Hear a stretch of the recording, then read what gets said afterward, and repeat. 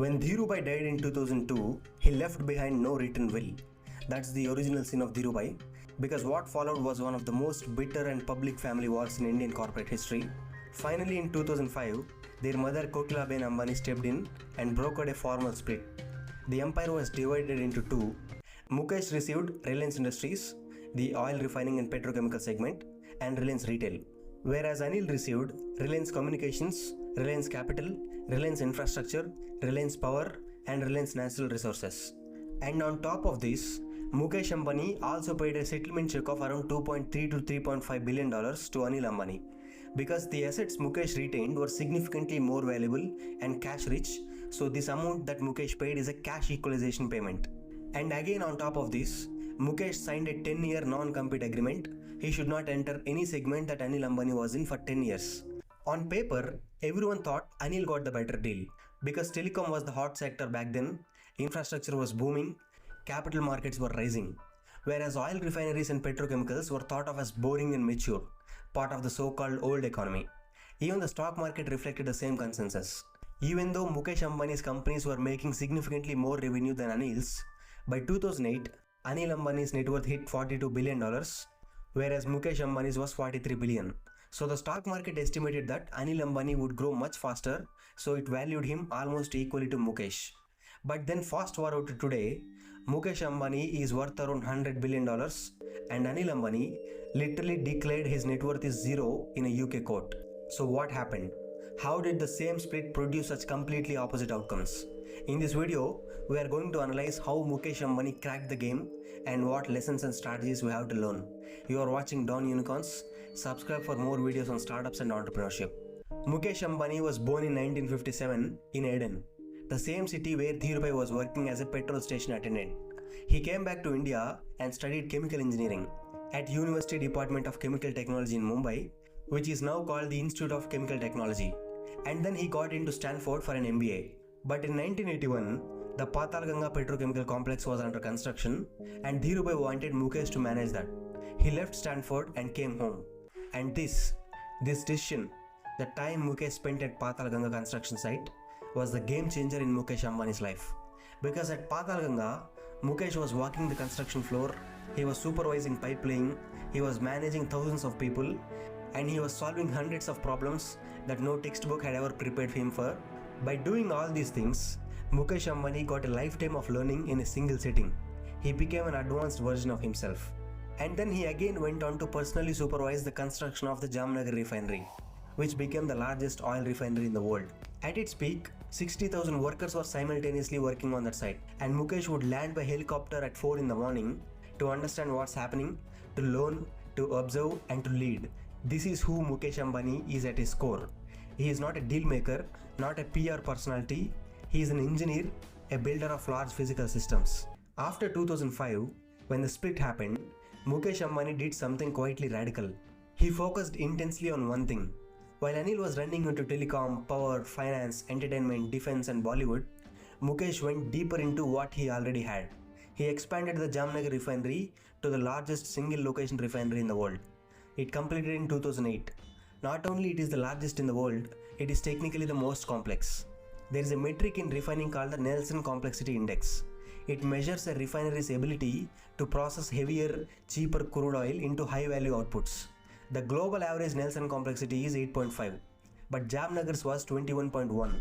Even the US significantly falls short with an average of around 11.5. Now what does that mean? It means most refineries take good quality crude and produce good quality fuel. But Jamnagar takes the cheapest, dirtiest, heaviest crude in the world and converts it into high-value products. And his refining margins, also called gross refining margins, that is the profits refineries make per barrel of crude oil processed, were consistently $4 to $5 per barrel above global benchmarks. So refining became the fortress of Mukesh Ambani's empire. Since his base was so strong, Mukesh Ambani had the leverage to diversify his empire successfully. But Mukesh could not enter the telecom industry because he signed the non-compete agreement in 2005. But he had telecom ambitions since late 1990s. It actually began with his father. Dhirubhai famously said he wanted to make a phone call cheaper than a 40 paisa postcard. Mukesh was the one who started making that vision a reality. He built Reliance Infocom from scratch. Between 2001 and 2, he laid 60,000 km of fiber optic cables across India for voice calls.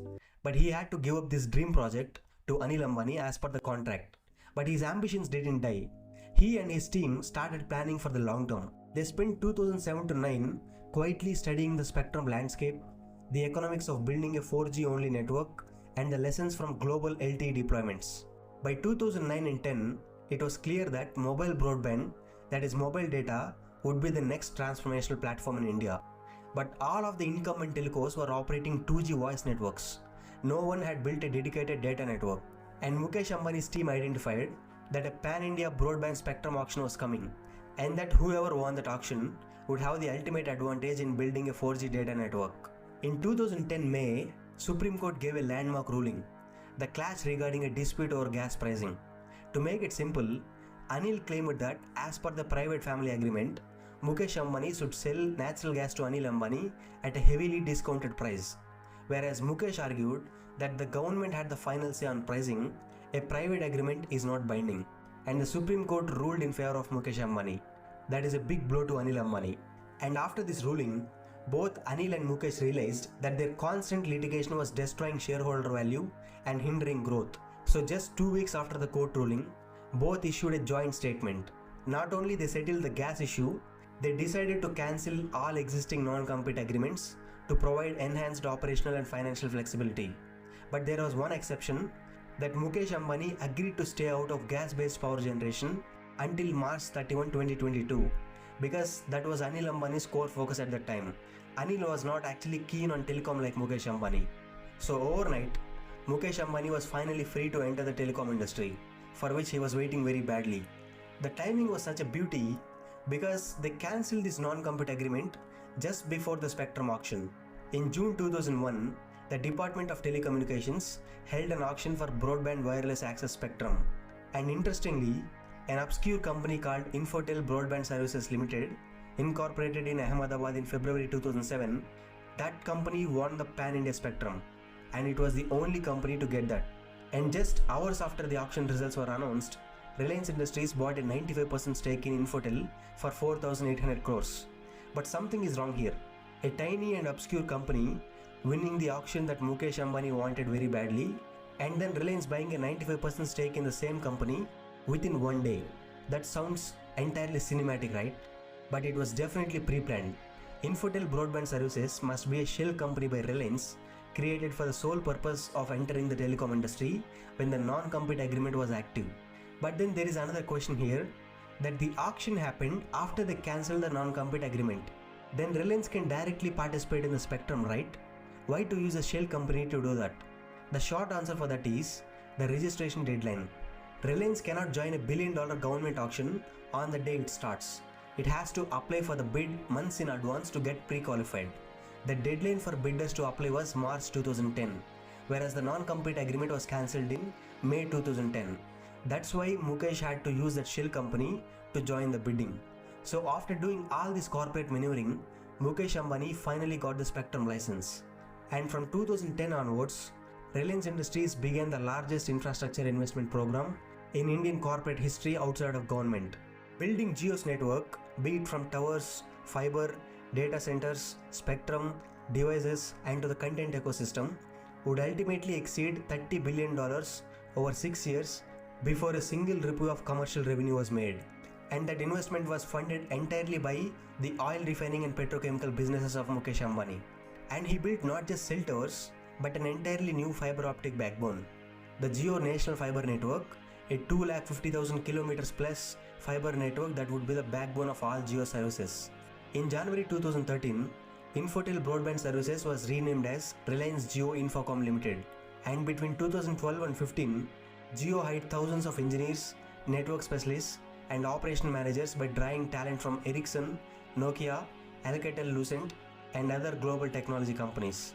So he also built a team capable of managing one of the most complex network deployments in telecommunications history. So complex because it has to manage a country that is right now the biggest in terms of population. On December 2015, Jio launched its 4G services internally, available only to Reliance employees and select groups.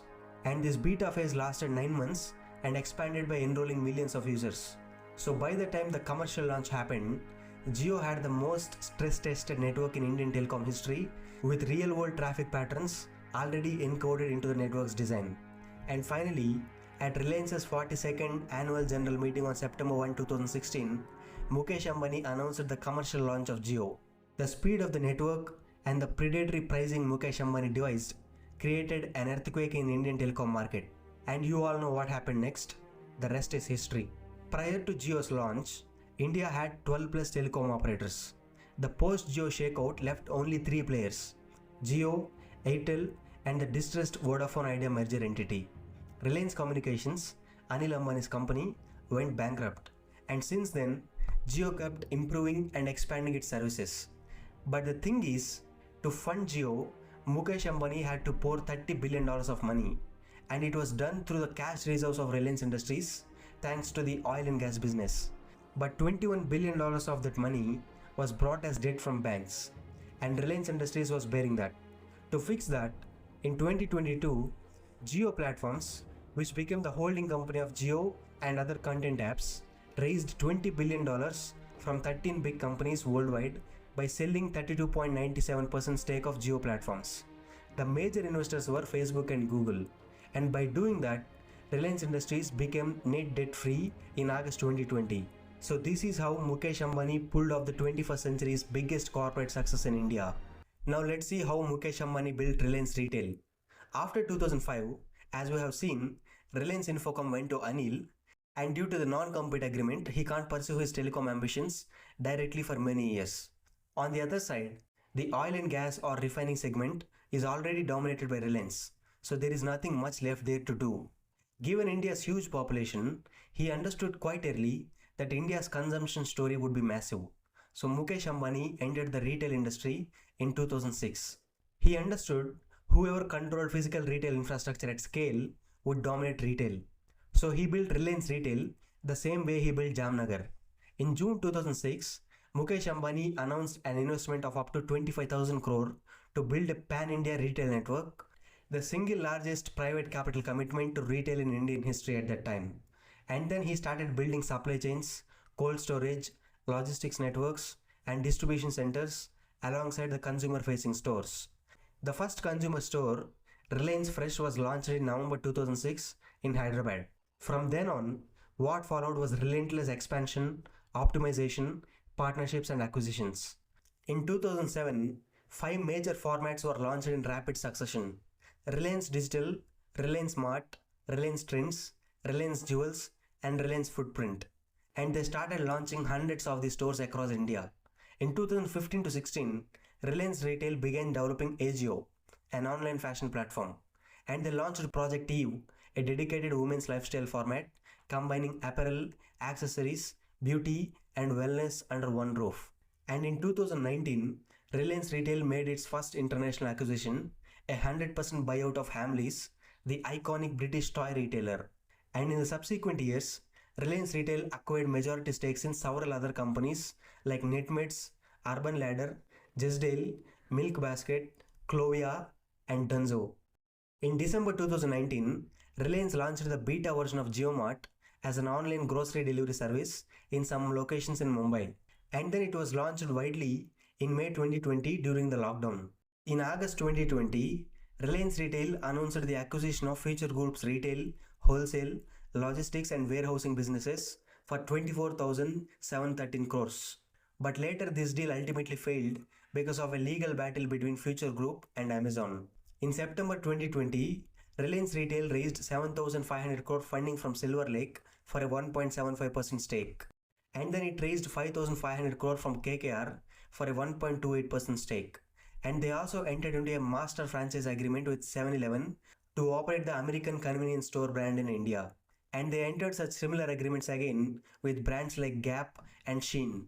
In 2022, Reliance Retail aggressively launched stores across India.